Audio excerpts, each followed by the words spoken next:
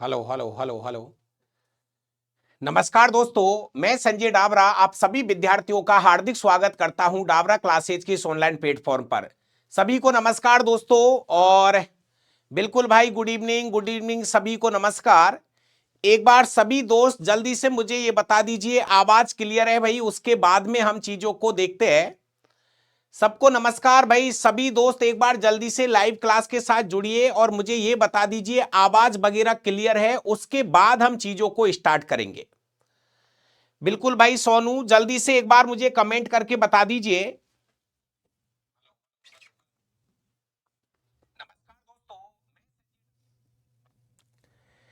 हाँ भाई, आवाज वगैरह सब कुछ ठीक है। जल्दी से जुड़ जाइए सभी दोस्त लाइव क्लास के साथ में। और बिल्कुल भाई, सबको मेरा नमस्कार। आवाज भी ठीक है, सब कुछ ठीक है दोस्तों। सबसे पहली चीज तो बीच में कुछ दिन क्लासें बंद रही, उसका रीजन मैं आपको बता रहा था कि लगातार चुनाव में ड्यूटी थी और पूरा चुनाव प्रक्रिया खत्म करवाई, रिजल्ट आया, सब कुछ ठीक है। और उसके बाद जैसे ही फ्री हुआ मैं लगातार आपको मैसेज डाल रहा था कि आज जो क्लास है वो 8:30 बजे से स्टार्ट होनी है। तो जितने भी भाई जिस भी ग्रुप पर है, जिस भी कोर्स के साथ में है, लगभग मैंने सभी कोर्स के साथ में वीडियो को अटैच कर दिया है। और आज हम एक नए टॉपिक के साथ में इस क्लास को स्टार्ट करने जा रहे हैं। तो जितने भी भाई हैं सबको मेरा नमस्कार। और प्यारे विद्यार्थियों, आज की क्लास में हम जो टॉपिक स्टार्ट करेंगे उस टॉपिक का नाम होगा पेरियोडिक टेबल आवर्त सारणी। एक बार और मुझे कमेंट करके आप बता दो कि आवाज सही है और वीडियो क्वालिटी भी ठीक है। तो दोस्तों, जैसा कि आप स्क्रीन पर देख पा रहे होंगे, आज की क्लास में जो हमारा टॉपिक चलना है उस टॉपिक का नाम आपको पता चल चुका होगा। एक बहुत ही महत्वपूर्ण टॉपिक आज की क्लास में हमारा स्टार्ट होने जा रहा है और टॉपिक का जो नाम होगा वो होगा पेरियोडिक टेबल आवर्त सारणी। तो सभी दोस्त एक बार अपनी कॉपी पेन निकाले और आज जो टॉपिक होगा ये ऐसा टॉपिक होगा जो कि आपकी परीक्षा के लिए सबसे ज्यादा महत्वपूर्ण रहेगा। बिल्कुल ये मान के चलिए कि आपकी परीक्षा में सबसे ज्यादा अगर क्वेश्चन केमिस्ट्री से कहीं से पूछे गए हैं तो वो क्वेश्चन आपकी पेरियोडिक टेबल से है। तो हमारे जितने भी भाई हमारे साथ जुड़े हुए हैं सभी दोस्त अपनी कॉपी के अंदर एक बार हेडिंग लगा लीजिए, पेरियोडिक टेबल बोले तो आवर्त सारणी। पेरियोडिक टेबल आवर्त सारणी की एक क्लास नंबर फर्स्ट है। एक बार सभी दोस्त हेडिंग पे लगा लीजिए। चलो भाई, पेरियोडिक टेबल आवर्त सारणी। जल्दी से आप अपनी हेडिंग पर ले लीजिए, उसके बाद में हम इसके बारे में पूरा डिस्कस करेंगे किस तरह से आवर्त सारणी बीच में आई है और क्यों इसकी जरूरत पड़ी थी।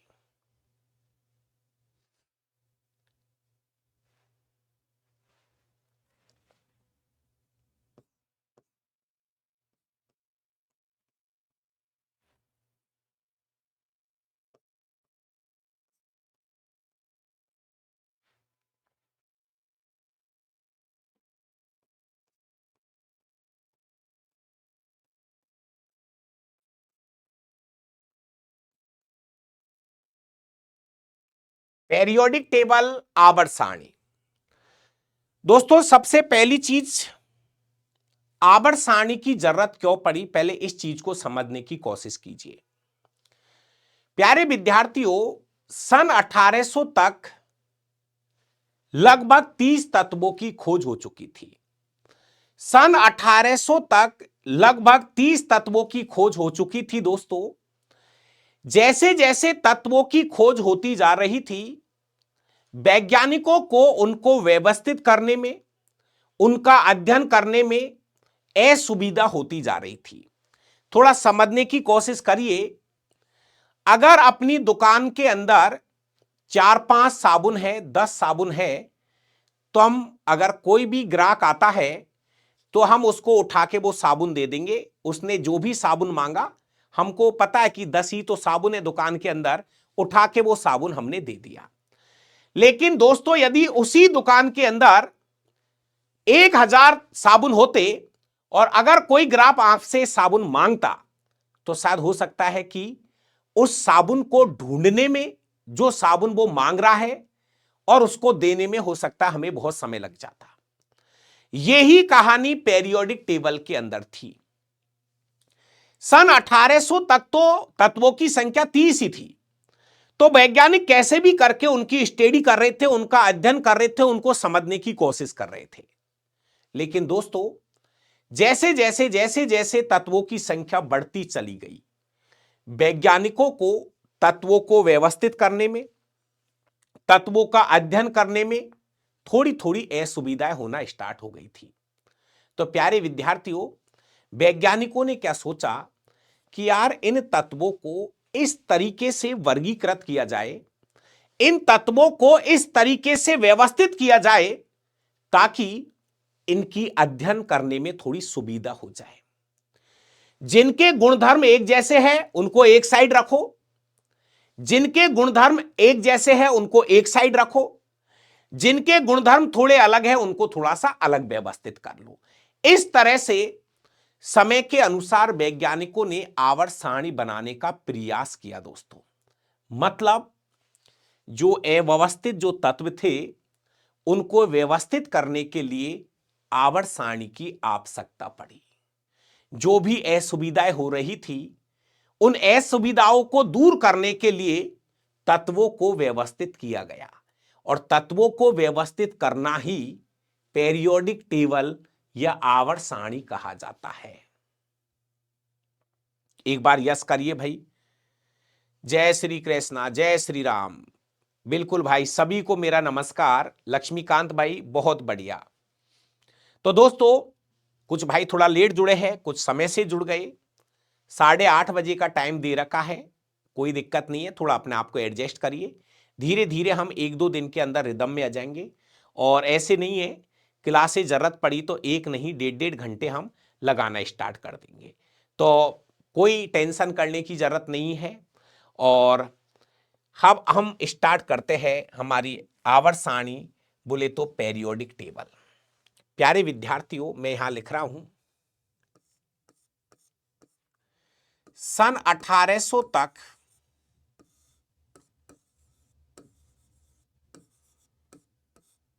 ईस्वी तक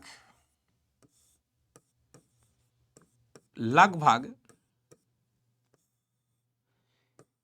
30 तत्वों की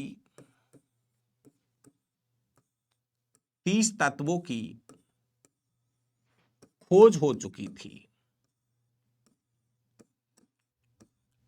लगभग 30 तत्वों की खोज हो चुकी थी।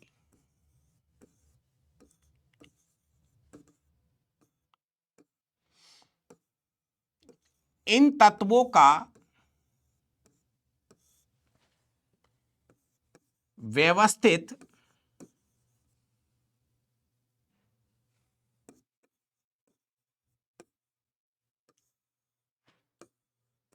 अध्ययन करने के लिए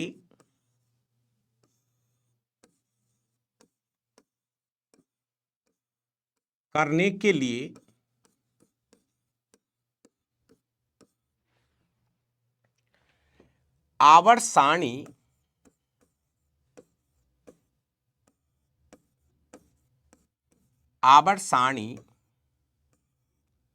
बनाई गई।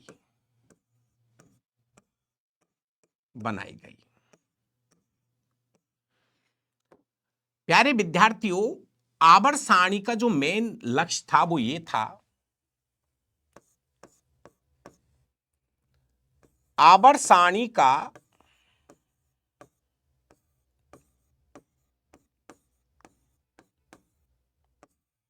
आवर्त सारणी बनाने के पीछे कारण यह था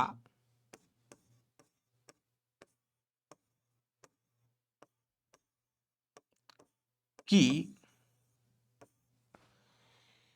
तत्वों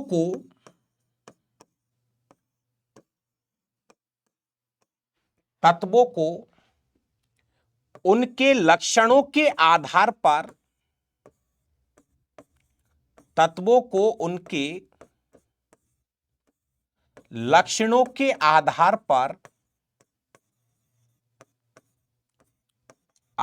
पर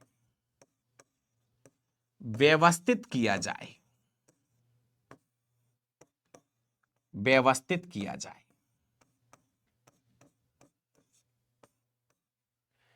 दोस्तों बिल्कुल भाई, सभी को नमस्कार। जितने भी भाई लाइव है सबको मेरा नमस्कार। आवाज वगैरह सब कुछ ठीक है? मुझे एक बार कमेंट करके आप जरूर बता देना कि भाई आवाज वगैरह ठीक है। तो दोस्तों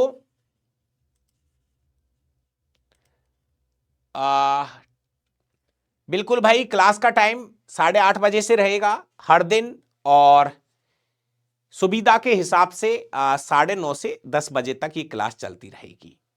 तो घबराने की जरूरत नहीं है। हम आवर्त सारणी पढ़ने का एक प्रयास कर रहे हैं, और दावे के साथ कह रहा हूं, आवर्त सारणी को इस तरीके से पढ़ा जाएगा कि आपको कभी जीवन में दोबारा पेरियोडिक टेबल पढ़ने की जरूरत नहीं पड़ेगी। इतने बेहतर तरीके से चीजों को समझाने की कोशिश करूंगा, लेकिन एक शर्त है जो कि मैंने बहुत पहले आपसे कही थी कि भाई अपने कमरे के अंदर प्लीज आवर्त सारणी लगा लो। यह आप जहां भी हो वहीं पे अपनी आवर्त सारणी चिपका लीजिए, ताकि मुझे आवाज ठीक है, सब कुछ ठीक है। तो आवर्त सारणी अपने कमरे में लगा लो, ताकि आप मेरे साथ साथ चीजों को अच्छे से देख सके, समझ सके।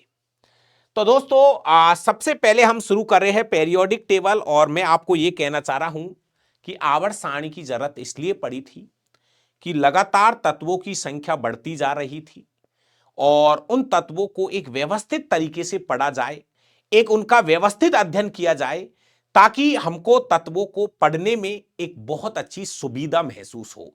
इसलिए वैज्ञानिकों ने लगातार आवर्त सारणी को बनाने का प्रयास किया। तो प्यारे विद्यार्थियों, अब हम पढ़ेंगे आवर्त सारणी की हिस्ट्री। किसने आवर्त सारणी को कैसा बनाया?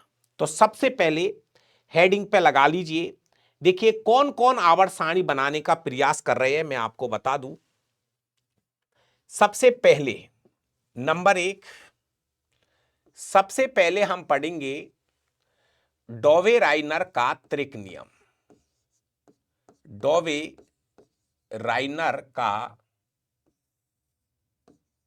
त्रिक नियम, ट्राइड रूल्स ऑफ डॉवे-राइनर।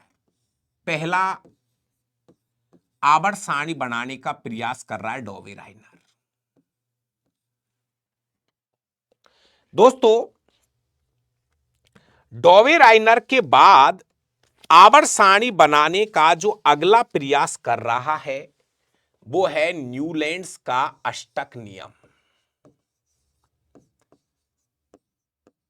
न्यूलैंड्स का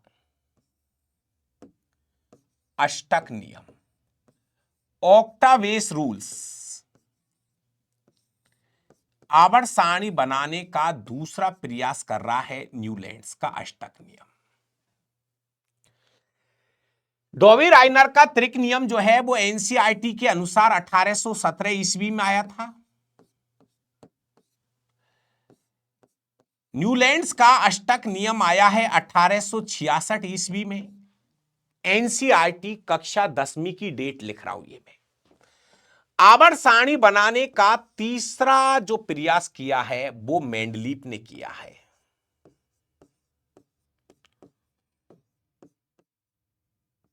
मेंडलीफ की आवर्त सारणी, आवर्त सारणी बनाने का प्रयास किया है मेंडलीफ ने, और इसकी जो आवर्त सारणी का प्रकाशन हुआ है वो 1872 ईस्वी में इसका प्रकाशन हुआ था। और प्यारे विद्यार्थियों, उसके बाद में हेनरी मोजले की आवर्त सारणी, उसके बाद में आई है हेनरी मोजले की आधुनिक आवर्त सारणी 1913। आधुनिक आवर्त सारणी, ये आवर्त सारणी आई है 1913 ईस्वी में। तो दोस्तों मेरा कहने का मतलब यह है कि वैज्ञानिकों ने लगातार आवर्त सारणी को बनाने का प्रयास किया। जैसे डोवे राइनर ने प्रयास किया, कुछ गलतियां रही, उनको सुधारने की कोशिश की थी न्यूलैंड्स ने, उस पे से कुछ गलतियां रही, और उसको सुधारने का काम किया था मेंडलीव ने, फिर भी कुछ गलतियां पाई गई, और फिर उसको और सुधारने का काम हेनरी मोजले ने किया है। इस तरह से लगातार आवर्त सारणी बनती चली गई दोस्तों। तो एक एक करके हम सबके बारे में पढ़ेंगे। तो सबसे पहले मेरे सभी दोस्त हेडिंग लगाएंगे डोवे राइनर का त्रिक नियम, ट्राइड रूल्स ऑफ डोवे राइनर। सभी दोस्त हेडिंग पे लगा लीजिए नंबर 1 डोवे राइनर का त्रिक नियम, हेडिंग पे लो भाई। सबसे पहले हम पढ़ेंगे डोवे राइनर का त्रिक नियम, डोवे राइनर का त्रिक नियम। डोवे राइनर का त्रिक नियम हम सबसे पहले पढ़ने वाले हैं। हेडिंग पे लगा ले सभी दोस्त डोवे राइनर का त्रिक नियम। जो लाइनें मैं याद कराने की कोशिश करूं, वो लाइनें आप याद करने की कोशिश करिए। सबसे पहले डोवे राइनर का त्रिक नियम, ट्राइड रूल्स ऑफ डोवे राइनर। बिल्कुल भाई हेडिंग पे लो सभी दोस्त। आराम से धीरे धीरे सीखते चलेंगे, सीखते चलेंगे, घबराने की जरूरत बिल्कुल भी नहीं है। और अपने सभी दोस्तों को बता दीजिए कि हमारी क्लासें रेगुलर चल रही है, कोई बाधा नहीं आएगी, कोई दिक्कत नहीं आएगी। अब चलिए भाई, सबसे पहले हम पढ़ेंगे डोवे राइनर का त्रिक नियम, ट्राइड रूल्स ऑफ डोवे राइनर। यह हमारी कक्षा 10वीं की एनसीईआरटी का 5वां पार्ट है दोस्तों। कक्षा 10वीं की जो एनसीईआरटी है उसका 5वां चैप्टर है ये डोवे राइनर का त्रिक नियम। हाँ भाई सब कुछ ठीक है। एनसीईआरटी कक्षा 10वीं का 5वां चैप्टर है पेरियोडिक टेबल दोस्तों। अब ध्यान से सुनना, यहां हम एक एक पॉइंट नोट कराऊंगा, ध्यान से आपको एक एक पॉइंट को सुनना है। पॉइंट नंबर 1, आवर्त सारणी बनाने का पहला प्रयास किया था इसने। आवर्त सारणी बनाने का पहला प्रयास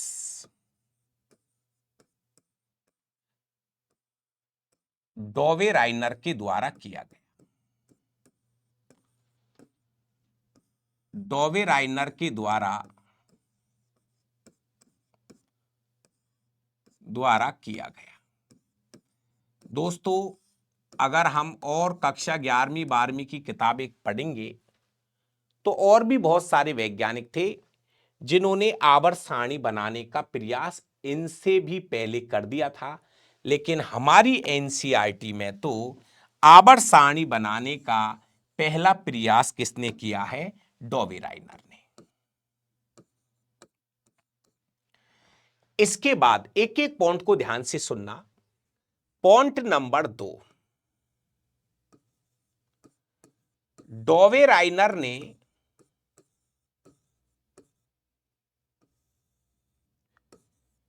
तीन तीन तत्वों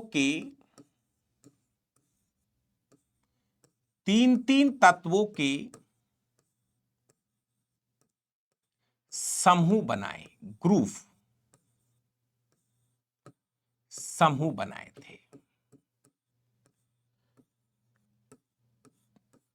ये आवर्त सारणी कब आई थी? 1817 में। दोस्तों डॉवे राइनर ने क्या किया, थोड़ा समझने की कोशिश करना। डॉवे राइनर ने तीन तीन तत्वों के ऐसे ग्रुप बनाए थे।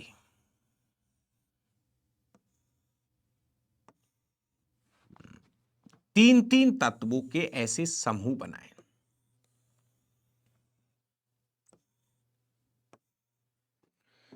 तीन तीन तत्वों के ऐसे ग्रुप बनाए थे दोस्तों।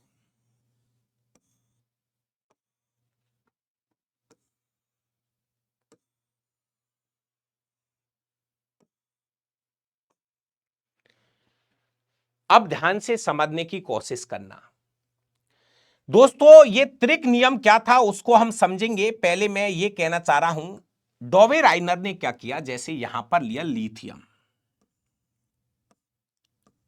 लिथियम की द्रव्यमान संख्या होती है 7। इसके बाद यहां तत्व होता है सोडियम, और यहां तत्व होता है पोटेशियम, जिसकी द्रव्यमान संख्या होती है 39। ध्यान से सुनना, इसने इसका त्रिक नियम क्या था दोस्तों। इसने द्रव्यमान संख्या के आधार पर इन्होंने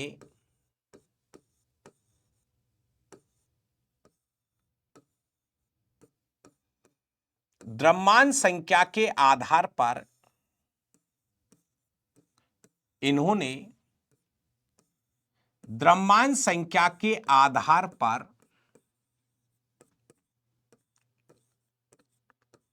तत्वों को व्यवस्थित किया था।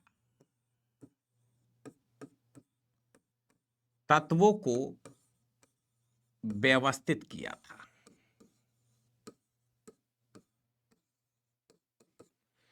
सहारा किसका लिया दोस्तों? इन्होंने द्रव्यमान संख्या का सहारा लिया था इन्होंने। बड़े ध्यान से सुनते चलना, कोई कठिन काम नहीं है दोस्तों, लेकिन जितना बोला जाए उतना सुना जाए, लिखा जाए, चीजों को समझा जाए। नाम से ही पता चल रहा है त्रिक नियम, मतलब इसने क्या किया, तीन तीन तत्वों का जुगाड़ किया, तीन तीन तत्वों को व्यवस्थित करने की कोशिश की। अब ये कैसे की कोशिश, उसको समझने की कोशिश करना। इसका वो त्रिक नियम क्या था, इसका त्रिक नियम क्या था, इन्होंने क्या कहा, पहले सुनना, फिर मैं लिखूंगा इसको अच्छे से, है ना। इन्होंने कहा था, देखिए, इन्होंने कहा था कि बीच वाले तत्व की जो द्रव्यमान संख्या होगी, ध्यान से सुनना, इन्होंने कहा कि बीच वाले तत्व की जो द्रव्यमान संख्या होगी वो बाकी दोनों तत्वों के द्रव्यमानों के योग के 7 और 39, दोनों तत्वों के द्रव्यमानों का योग करो और उसका औसत निकालो। 7 में 39 जोड़ेंगे, ये 46/2 होगा, और बीच वाले तत्व की द्रव्यमान संख्या निकल के आएगी, जो कि एकदम थोड़ा सटीक भी था बात इसके ने। वापस सुनना भैया, इन्होंने क्या कहा, त्रिक नियम क्या है, इसको बार बार सुनिए। डॉवे राइनर का त्रिक नियम यह है, ध्यान से सुनोगे भाई।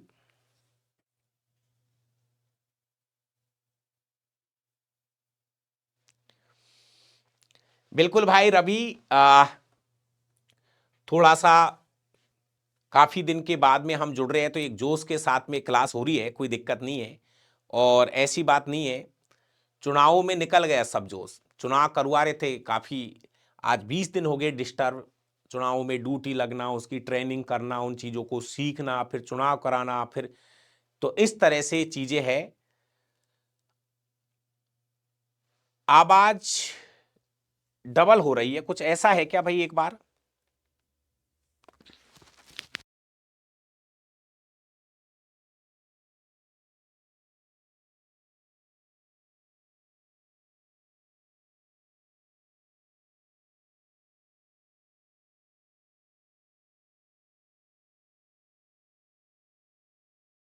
हाँ भाई, आवाज तो सही है यार।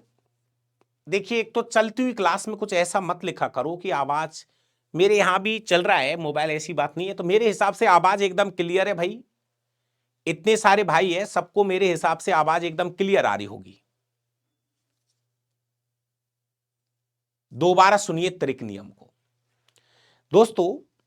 डॉवे राइनर का त्रिक नियम यह है, एक तो डॉवे राइनर ने तत्वों को द्रव्यमान संख्या के आधार पर व्यवस्थित किया। द्रव्यमान संख्या के बढ़ते हुए क्रम में, ऐसे भी लिख सकते हैं, द्रव्यमान संख्या के आरोही क्रम में, द्रव्यमान संख्या के आरोही क्रम में बढ़ते हुए क्रम में तत्वों को व्यवस्थित करने की कोशिश की। हाँ, कोई भी भाई अगर आवाज की दिक्कत हो जाए तो जरूर बताया करो, लेकिन अगर कोई चीज हम अच्छे से समझने की कोशिश कर रहा है तो उस समय थोड़ा सा डिस्टर्ब नहीं करें। वापस सुनना क्या है त्रिक नियम।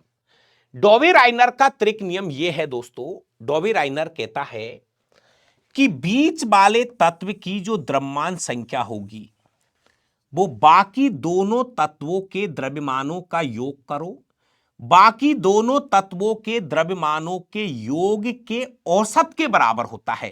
पहले इन दोनों का योग करो और उसका औसत निकालो, तो जो द्रव्यमान संख्या आ रही है, यह द्रव्यमान संख्या सोडियम की आ रही है। लिख देता हूं इस नियम को, देखिए यहां लिख देते हैं, त्रिक नियम के अनुसार, त्रिक नियम के अनुसार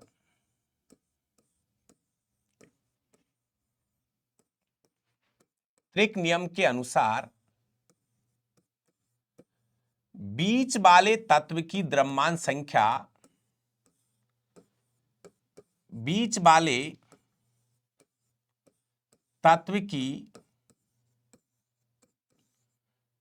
द्रव्यमान संख्या,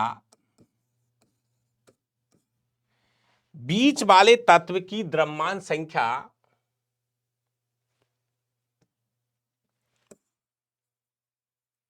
बीच वाले तत्व की द्रव्यमान संख्या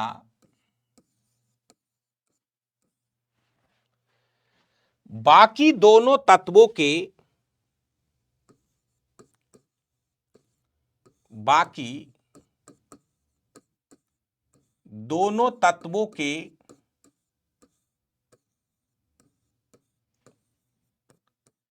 बाकी दोनों तत्वों के द्रव्यमानों के योग के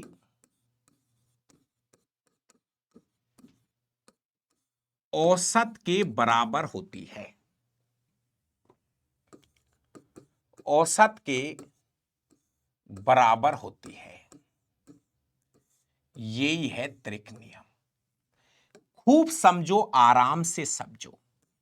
डॉवे राइनर ने तीन तीन तत्वों का एक ग्रुप सेट किया, जैसे लिथियम की द्रव्यमान संख्या थी 7, इसके बाद हमारे यहां सोडियम आता है और फिर आता है पोटेशियम। पोटेशियम की द्रव्यमान संख्या थी 39। डॉवे राइनर कहता है कि बीच वाले तत्व की जो द्रव्यमान संख्या होगी, बाकी दोनों तत्वों का द्रव्यमानों का योग करना है, जैसे 7 और 39 जोड़ो और उनका औसत निकालो, 46/2। तो बीच वाले तत्व की द्रव्यमान संख्या कितनी आती है? 23। यह है डॉवे राइनर का त्रिक नियम। लेकिन प्यारे विद्यार्थियों, यह जो नियम है कुछ ही तत्वों पर लागू हुआ था। यहां हम लिख देंगे, यह नियम कुछ ही तत्वों पर लागू हुआ था। यह नियम कुछ ही तत्वों पर, यह नियम कुछ ही तत्वों पर लागू हुआ था। फिर फेल हो गया। ये जो नियम था ये कुछ ही ग्रुप पर लागू हो रहा था, आगे चलकर ये नियम क्या हो गया, फेल हो गया। भाई कोशिश तो की थी उन्होंने, कोशिश ही तो हो रही है दोस्तों। आवर्त सारणी बनाने का प्रयास कर रहा है डॉवे राइनर, और उसका प्रयास था, ठीक था, लेकिन किसको पता था कि ये कितना लंबा चलेगा। तो ये नियम ज्यादा लंबा नहीं चला था। इसके बाद इसके कुछ तत्वों के नाम और लिख लो। जैसे इसके बाद में ग्रुप आया था हमारे पास में नए पुराने नाइट्रोजन, फास्फोरस और एक आर्सेनिक का वो आया था। नाइट्रोजन की द्रव्यमान संख्या 14 है, आर्सेनिक की जो द्रव्यमान संख्या है वो 74.9 है, 74.9 है।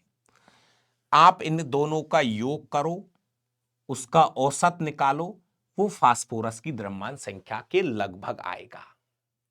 इसके बाद एक ग्रुप और था क्लोरीन, ब्रोमीन और आयोडीन का। क्लोरीन, ब्रोमीन और आयोडीन का। क्लोरीन की द्रव्यमान संख्या 35.5 है, क्लोरीन की द्रव्यमान संख्या 35.5 है। आयोडीन की द्रव्यमान संख्या 126 है, 126.9, 127 लिख सकते हो। इसके बाद में एक ग्रुप और लिख लीजिए, कैल्शियम, स्ट्रोंशियम और बेरियम। कैल्शियम, स्ट्रोंशियम और बेरियम। कैल्शियम की द्रव्यमान संख्या 40, बेरियम की जो द्रव्यमान संख्या 137.33। तो बात को थोड़ा समझिए, डॉवे राइनर ने क्या किया, तीन तीन तत्वों के जोड़े बनाए दोस्तों। डॉवे राइनर ने तीन तीन तत्वों के ग्रुप बनाए, और उसका नियम यह था कि बीच वाले तत्व की जो द्रव्यमान संख्या होगी, बीच वाले तत्व की जो द्रव्यमान संख्या होगी, वो बाकी दोनों तत्वों के द्रव्यमानों के योग के औसत के बराबर होगी। दोनों के योग के औसत के बराबर होगी, लगभग बराबर होगी। ऐसा नियम डॉवे राइनर ने बनाया था। लेकिन प्यारे प्यारे विद्यार्थियों, यह नियम कुछ ही तत्वों पर लागू हुआ था, आगे चलकर यह नियम फेल हो गया। इस तरह से डॉवे राइनर का यह आवर्त सारणी बनाने का प्रयास खत्म हो गया। एक बार यस या नो कर दीजिए, आवाज वगैरह सब कुछ ठीक है, एक बार यस नो का जवाब दे दीजिए भाई मुझे।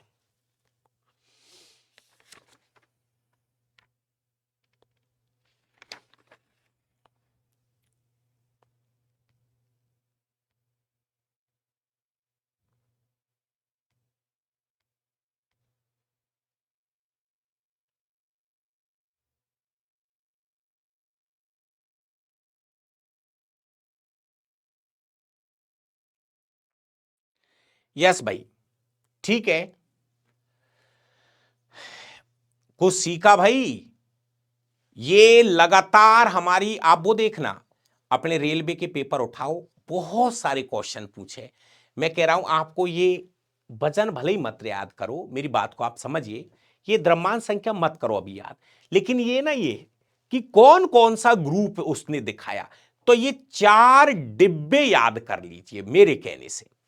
लिथियम, सोडियम, पोटेशियम एक डिब्बा, तो ये है बॉक्स, एक ग्रुप हो गया ये। नए पुराने आसिक, नए पुराने आसिक, ये हो गया। ये जब हम आवर्त सारणी और सीखेंगे अच्छे से तो पूरी ट्रिक पढ़ेंगे, उनके बीच में से ही तो ये लिया है।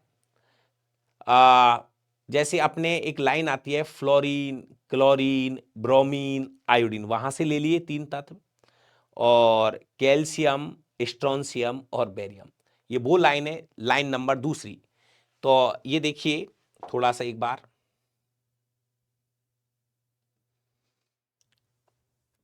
जैसे दोस्तों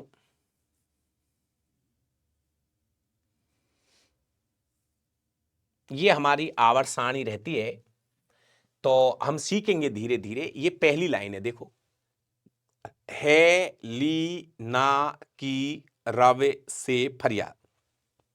तो ये 3 लाइन, ये 3 तत्व उठा लिए बीच में, देखो यहां से, ठीक है। ये लाइन है, बेटा मांगे कार स्कूटर बाप रोबे। तो ये दूसरी लाइन ये उठा ली उसने, कैल्शियम स्ट्रोंशियम और बेरियम वाली, यहां से उठा ली एक लाइन। एक यहां से उठाई थी, जैसे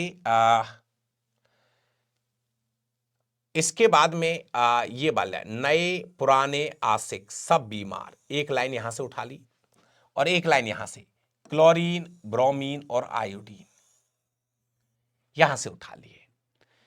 तो ऐसे करके डॉवे राइनर ने क्या किया, कुछ ही तत्वों पर काम किया था दोस्तों। Hello hello sir, hello hello, मजा आ रहा है सर, हाँ sir sir sir, thank you sir, आपने रिकॉर्डिंग क्लास भी डाल रखी है ना केमिस्ट्री जी। दोस्तों बीच में आपको मैंने बताया था चुनाव में ड्यूटी थी, तो मेरे पास में केमिस्ट्री की क्लासेज जो थी वो रिकॉर्ड करके रखी थी मैंने कि हो सकता है किसी के एग्जाम जल्दी हो, कुछ हो जाए, तो मैंने केमिस्ट्री की पूरी रिकॉर्डेड क्लास भी डाल रखी है, दोनों को देख लेना, हो सकता है 1-2 लाइन अलग भूल जाए। लगभग 99% सेम मिलेगी, वो मेरी वो वाली क्लास और ये लाइव चल रही है वाली क्लास। लेकिन अगर कुछ भी 1-2 लाइन नहीं मिल जाए, जो अच्छा लगे पढ़ लीजिए। मैंने तो पूरी केमिस्ट्री अपलोड भी करा चुका हूं और लाइव भी चल रही है। कुछ भाइयों के ये है कि सर लाइव से क्या है, हम सही समय पे आके पढ़ लेते हैं, कुछ दिक्कत आती है तो पूछ लेते हैं, तो पूछिए, कोई दिक्कत नहीं है। लेकिन अगर आप सही क्लास नहीं ले पा रहे हो, तो मैंने कंप्लीट केमिस्ट्री का भी रिकॉर्डेड क्लास डाल चुका हूं, आप देख सकते हो, डिट्टो है दोनों चीजें। चलिए, तो ये था हमारे डॉवे राइनर का त्रिक नियम। चलिए अब हम आगे बढ़ते हैं।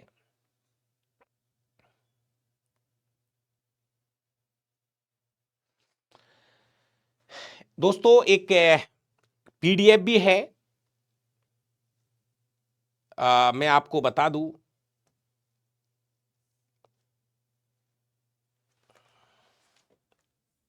देखिए अपने पास ये वाला मैटर भी है, तो आप देख सकते हो आवर्त सारणी के ऊपर ही हमने ये चीजें लिखी है। और जैसे आवर्त सारणी है, पेरियोडिक टेबल, और यहाँ पे सेम वही चीजें है जैसे डॉवे राइनर का त्रिक नियम है। तत्वों को, वही बातें लिखी है, तत्वों को द्रव्यमान संख्या के आधार पर व्यवस्थित करने का प्रयास किया था। आवर्त सारणी बनाने का पहला प्रयास इन्हीं का ही था दोस्तों। इसके बाद में जो भी चीजें मैंने अभी नोट कराई है वो ही चीजें लिख रही है। इन्होंने 3-3 तत्वों के जोड़े बनाए, ये बात मैंने लिख दी है, इसलिए इनके नियम को त्रिक नियम कहा गया। इन्होंने 3-3 तत्वों के जोड़े बनाए थे, इसलिए इनके नियम को त्रिक नियम कहा गया। इसके बाद इस तरह से इनका नियम था दोस्तों। जो चीजें मैंने वहां नोट करी है वो ही है, ये कोई नई चीज नहीं है, ये अपने नोट्स है। ये इसका नियम था दोस्तों। जैसे लिथियम की द्रव्यमान संख्या 7 है और पोटेशियम की 39 है, तो इनका नियम ये था, इस नियम के अनुसार बीच वाले तत्व की जो द्रव्यमान संख्या होगी वो बाकी दोनों तत्वों के द्रव्यमानों के योग के, दोनों तत्वों के द्रव्यमानों के योग के औसत के बराबर होगा, ये बात हमने लिख दिया था। इसके बाद एक और बनाया उसने, ग्रुप नंबर 2, कैल्शियम की द्रव्यमान संख्या 40, बेरियम की 137। तो इस तरह से 40 और 137 को जोड़ा और इसका 2 का भाग दिया, औसत निकाला, तो ये जो द्रव्यमान संख्या आई है, ये द्रव्यमान संख्या स्ट्रोंशियम की आई है, लगभग द्रव्यमान संख्या सही आ रही थी इसकी। इसके बाद एक और उसने डिब्बा बनाया, उसमें यह था, एक उसने क्लोरीन लिया 35.5, आयोडीन 127, 35.5 और 127 को जोड़ा और 2 का भाग दिया, औसत निकाला, तो ये द्रव्यमान संख्या आई 81.25, जो कि वर्तमान द्रव्यमान संख्या के लगभग पास में ये आंसर आ रहा था। तो इस तरह के बॉक्स बनाए थे डॉबी राइनर ने। फिर दूसरा आवर्त सारणी बनाने का दूसरा प्रयास कर रहा है न्यूलैंड्स का अष्टक नियम। बिल्कुल हाथ से लिखूंगा हर चीजों को, टेंशन मत करो। न्यूलैंड्स का अष्टक नियम हम पढ़ेंगे, न्यूलैंड्स का अष्टक नियम हम पढ़ेंगे।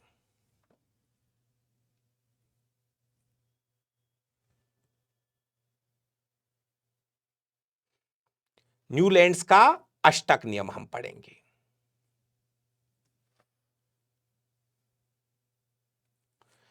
चलिए अब हम वापस आते हैं, हेडिंग लगाते हैं और पढ़ते हैं न्यूलैंड्स का अष्टक नियम। दूसरे नंबर पे हेडिंग लगाइए दोस्तों, न्यूलैंड्स का अष्टक नियम।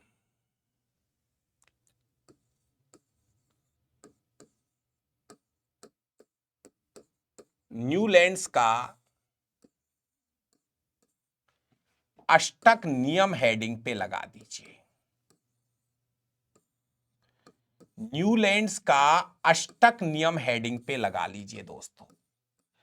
ऑक्टावेस रूल्स ऑफ न्यूलैंड्स, न्यूलैंड्स का अष्टक नियम बहुत अच्छा नियम है भैया, बहुत ही अच्छे से समझना दोस्तों। ये जो आवर्त सारणी आई थी, ये आई थी 1866 में। अब समझना बहुत अच्छे से, मजा आ जाएगा भाई साहब। देखिए आवर्त सारणी बनाने का अगला प्रयास कर रहा है न्यूलैंड्स। अब ध्यान से सुनो जो जो लाइन में बोलूं। नंबर 1 दोस्तों, न्यूलैंड्स का जो अष्टक नियम है, इसमें कहीं ना कहीं 8 का जुगाड़ होगा। देखो मेरी बात को आप समझने की कोशिश करो। यह आवर्त सारणी बनाने का प्रयास हो रहा है दोस्तों, आवर्त सारणी बनाने का प्रयास हो रहा है। वो प्रयास कर रहे हैं, वैज्ञानिकों का काम है प्रयास करना। क्लियर है? अब सुनो मेरी बात दोस्तों। सबसे पहली बात, न्यूलैंड्स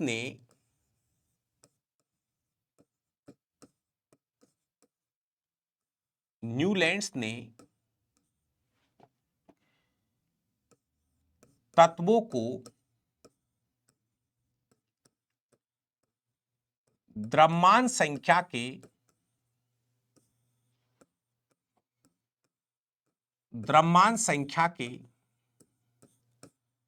आरोही क्रम में, बढ़ते हुए क्रम में दोस्तों, तत्वों को द्रव्यमान संख्या के आरोही क्रम में व्यवस्थित करने का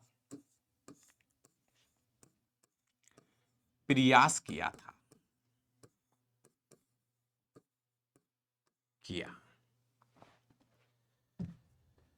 प्यारे विद्यार्थियों, इनके पास कुल 56 तत्व थे, कुल 56 तत्व थे। पहला तत्व इनका हाइड्रोजन था। इन्होंने जो आवर्त सारणी बनाई थी उसका पहला तत्व हाइड्रोजन था। पहला तत्व हाइड्रोजन था और अंतिम तत्व 56वां जो तत्व था इनकी आवर्त सारणी का,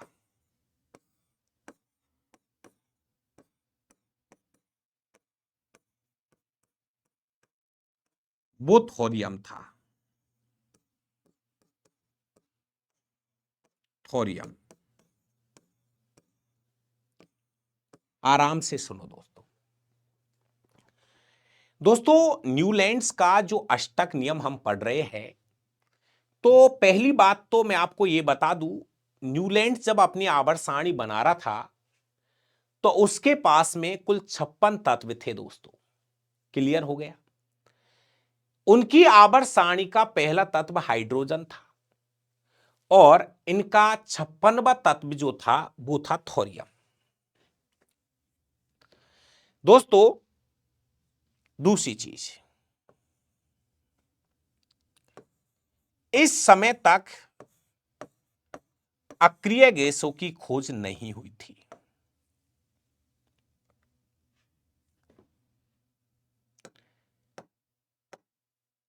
इस समय तक अक्रिय गैसों की खोज नहीं हुई थी। इस समय तक अक्रिय गैसों की खोज नहीं हुई थी।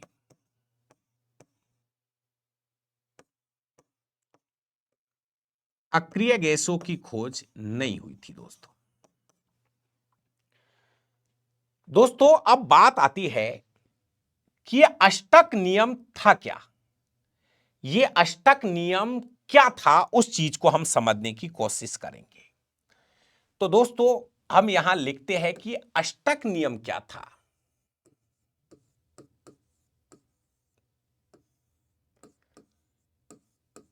न्यूलैंड्स का जो अष्टक नियम था वो क्या था, तो बड़े ध्यान से सुनना दोस्तों।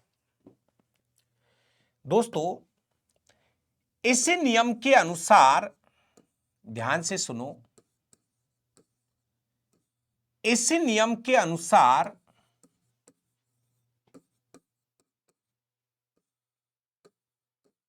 हर आठवें तत्व के गुणधर्म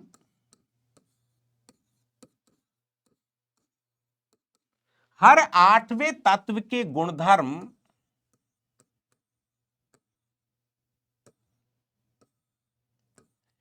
पहले तत्व के समान होंगे। मैं समझा रहा हूं, अभी रुको, बहुत मजा आएगा। दोस्तों इनका अष्टक नियम यह था कि हर आठवें तत्व के जो गुणधर्म होंगे वो पहले तत्व के जैसे होंगे। तो पहले मैं इनकी आवर्त सारणी आपको दिखा रहा हूं, बना रहा हूं, समझा रहा हूं, सुनिए। देखिए दोस्तों इन्होंने क्या किया, इन्होंने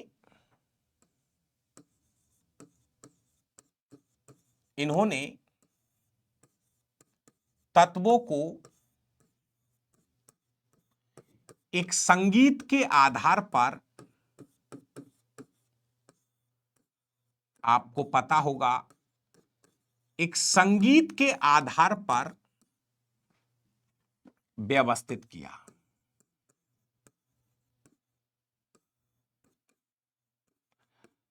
मतलब उन्होंने क्या किया, तत्वों को इस तरह से जमाया। एक संगीत था दोस्तों, सा री गा मा पा धा नी। तो सा के नीचे वापस सा को ही लाना है, ऐसे। अभी समझा रहा हूं, सुनो। सा री गा मा पा धा नी, फिर सा के नीचे वापस सा को आने दो। और समझो अब बात को, इन्होंने क्या किया दोस्तों, यहां पर तत्वों को व्यवस्थित किया था ऐसे। जैसे हाइड्रोजन, हीलियम नहीं था, अक्रिय गैस नहीं है। हाइड्रोजन हीलियम नहीं है, lithium, beryllium, boron, carbon, nitrogen, oxygen, fluorine, neon नहीं है, sodium, magnesium, aluminium, silicon, phosphorus, sulphur, chlorine. और आगे बढ़ाओ इस संगीत को, सा री गा मा, ऐसे चलता जाएगा। क्लोरीन, आर्गन नहीं था, पोटेशियम और कैल्शियम। सुनो दोस्तों मेरी बात को, देखिए सुनिए दोस्तों, इन्होंने क्या किया, तत्वों को एक संगीत के आधार पर व्यवस्थित किया था। बड़े ध्यान से सुनना। जैसे संगीत सा री गा मा पा धा नी सा, सा के नीचे सा, मतलब यह है इसका दोस्तों, जैसे थोड़ी देर के लिए समझना, अगर मैं हाइड्रोजन को पहला मानूं तो ये इसके लिए आठवां बनेगा। देखो कैसे, पहला, दूसरा, तीसरा, चौथा, पांचवा, छठा, सातवां, आठवां।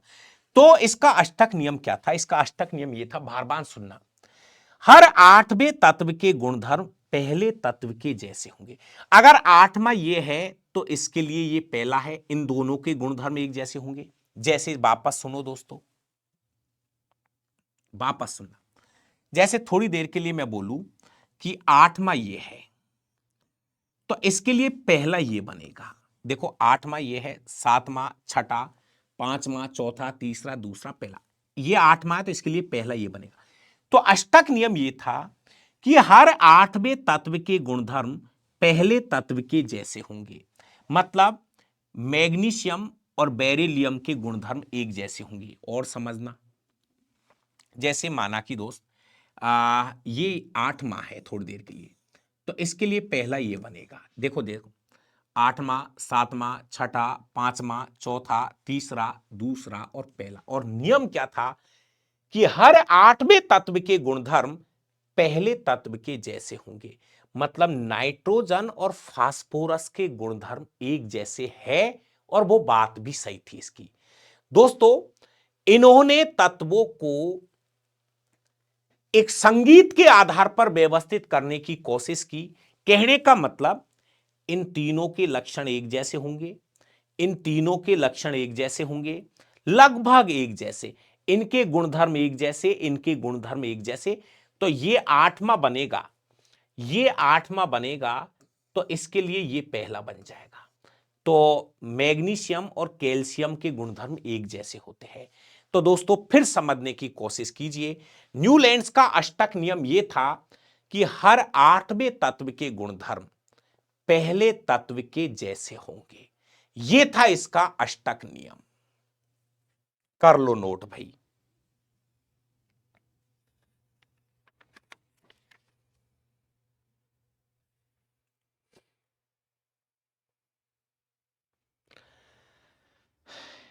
अब ध्यान से सुनना दोस्तों, अब हम इसकी कुछ कमी पढ़ेंगे। जो इसने कुछ कमी छोड़ी है वो मैं आपको बताऊं। अष्टक नियम की कमियां, न्यूलैंड्स की कमी क्या थी? न्यूलैंड्स की कमी सुनने की कोशिश करना, क्या कमी रह गई न्यूलैंड्स से? तो न्यूलैंड्स की पहली कमी यह थी, यह नियम जो अष्टक नियम की बात हो रही है, यह नियम केवल हल्के तत्वों पर ही लागू हुआ था। हल्के तत्वों पर ही लागू होता है, लागू होता है। आगे जाके नियम फेल हो गया। दूसरी कमी, यह नियम केवल कैल्शियम तक ही लागू हो रहा था, केवल कैल्शियम तक ही लागू हो रहा था। कैल्शियम से आगे ये नियम क्या हो रहा था? फेल हो रहा था। जो न्यूलैंड्स का जो अष्टक नियम है, ये कैल्शियम से आगे जाकर ये फेल हो रहा था। तीसरी बात,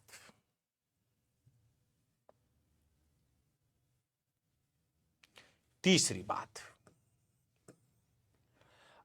ध्यान से सुनना, न्यूलैंड्स ने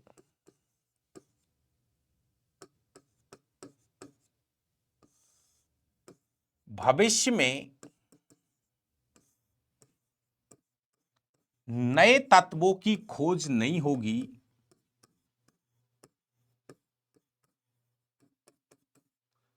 खोज नहीं होगी,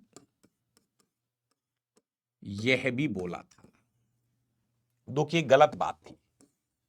न्यूलैंड्स ने सब वैज्ञानिकों को डरा दिया। बोल रहा है अब आगे तत्वों की खोज होगी नहीं, कोई कोशिश ही मत करना। तो ये तो एक तरह से डाइवर्ट करने का काम कर रहा था वैज्ञानिकों को। न्यूलैंड्स ने ये कहा था कि भविष्य में नए तत्वों की खोज होगी नहीं अब। तो ये एक गलत कथन था उनका इस तरह से। और मेंडलीफ ने तो ये कहा था, मेंडलीफ की आवर्त सारणी बन भी गई और उसने खाली जगह छोड़ी और कहा था यहां नए तत्व और आएंगे। तो इन्होंने कहा था ये लाइन। इसके बाद दोस्तों इन्होंने अपनी आवर्त सारणी में दो दो तत्वों को एक साथ रखा। थोड़ा समझना, जैसे दोस्तों इन्होंने क्या किया, जब इस पे जुगाड़ नहीं खा रहा था तो जस्ट इस क्लोरीन के नीचे जाएंगे, क्लोरीन के और नीचे जाएंगे, तो कोबाल्ट और निकिल को एक साथ रख दिया। मतलब जब इसका सतूना नहीं खा रहा था तो एक ही जगह पर दो दो तत्वों को सेट कर दिया। और जब हम इस लाइन में यहां जाते हैं तो लोहा यहां रख दिया, जो कि इस वाली लाइन से लोहे की कोई मैचिंग नहीं खा रही थी। भाई लोहे को कोबाल्ट और निकिल के साथ होना चाहिए था, धातु है, कोबाल्ट और निकिल के साथ होना चाहिए था लोहे को, जो कि लोहे को आवर्त सारणी में दूर रखा गया, कोबाल्ट और निकिल से दूर रखा गया। नंबर 5, इन्होंने Fe को, Fe मतलब लोहा, Fe को कोबाल्ट व निकिल से दूर रखा। ये न्यूलैंड्स की कमियां थी दोस्तों।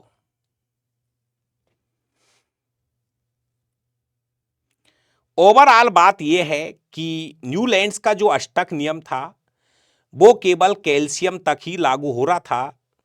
उसके बाद में यह अष्टक नियम फेल हो गया। इन्होंने यह भी कहा कि प्रकृति में 56 ही तत्व है और भविष्य में कोई अन्य तत्व नहीं मिलेगा, जो कि आगे चलकर बहुत सारे तत्व मिले भी थे। जब इस पे व्यवस्था नहीं खा रही थी तो दो तत्वों को एक साथ रख दिया और उनकी उन तत्वों के साथ कोई मैचिंग ही नहीं खा रही थी। दोस्तों जैसे मैं ये कह रहा था कि इसकी आवर्त सारणी में इन्होंने क्लोरीन के जस्ट नीचे, जैसे हाइड्रोजन की मैचिंग फ्लोरीन से खा रही थी, फ्लोरीन की मैचिंग क्लोरीन से खा रही थी, इसके नीचे कोबाल्ट और निकिल को रख दिया जिसकी मैचिंग ही नहीं खा रही थी इस वाली लाइन से। दूसरी चीज, जो लोहा था उसको कोबाल्ट और निकिल के साथ होना चाहिए था जिसको उससे दूर रखा गया। इस तरह की कमियां न्यूलैंड्स के आवर्त सारणी के अंदर देखी गई दोस्तों। तो ये था दोस्तों न्यूलैंड्स की अष्टक नियम की पूरी कहानी। मैं आपको एक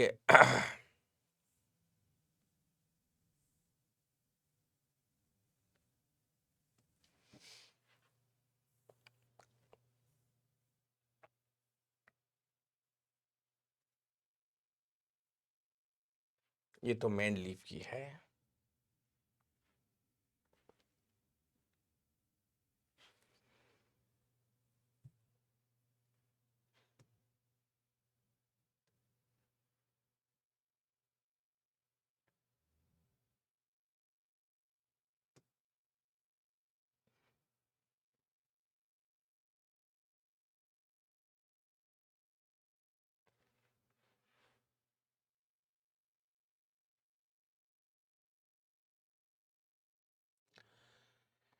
तो अगर आप भी एनसीईआरटी का सहारा ले रहे हो तो कक्षा 10वीं की एक बार आपको एनसीईआरटी देखना, और उसमें इस तरह की आवर्त सारणी आपको मिलेगी। और ये एक संगीत का सहारा लेकर ये आवर्त सारणी तैयार की गई थी। तो दोस्तों बिल्कुल कोई बात नहीं, अच्छे से आपको ये चीजें तैयार करनी है। और कल हम पढ़ेंगे मेंडलीव की आवर्त सारणी और हेनरी मोजले की आधुनिक आवर्त सारणी।